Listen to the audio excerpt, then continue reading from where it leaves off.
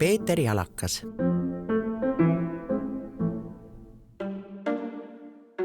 Nii nagu on olemas peavool, on alati jõulise alternatiivina Peeter Jalakas. Kas kõik on valmis või? Kui on ratt, siis peab olema ka vatt. Aastal 1992 ilmus Eesti teatripilti Von Krahli teater. Palun saali, sõbrad! Ja selge see, et iga sellise töö taustal on ju soov ikka ise kuidagi õilsamaks ja targemaks saada, eks. Et selles mõttes on see kõik üsna egoistlik tegevus. Von Krahli teater lõikas end žiletina meie teatripilti. Mis tuleb niuke terror?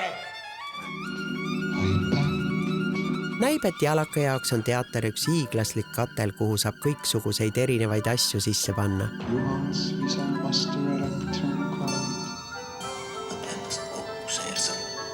Selles pajas sobivad omavahel kokku nii sõna, muusika kui tants, rääkimata videost, mida vaadates arvasid paljud, et see on nüüd küll teatri lõpp. Aga ei midagi sellist. Kõik see keeb kenasti kokku, enneolematuks vaatemänguks.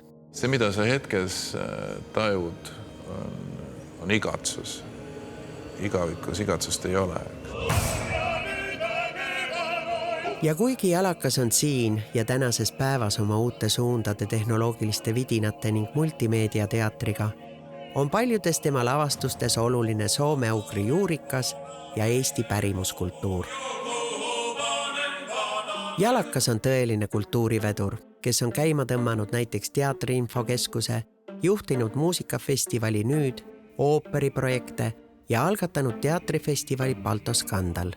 Fest võiks olla 3 korda suurem, et hästi palju inimesi näeks.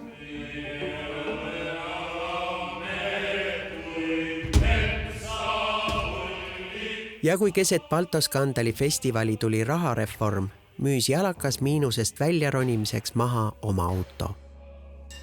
Vastutus käibki alati loominguga kaasas. Et sa vastutad mitut pidi, sa vastutad oma loodu ees ja sa vastutad ka vaataja või ütleme selle partneri ees, kellega siis see loodu peaks suhestuma. Aga lõppkokkuvõtteks vastutad sa ikka enda ees kõige rohkem. Et see on nagu kõige olulisem asi.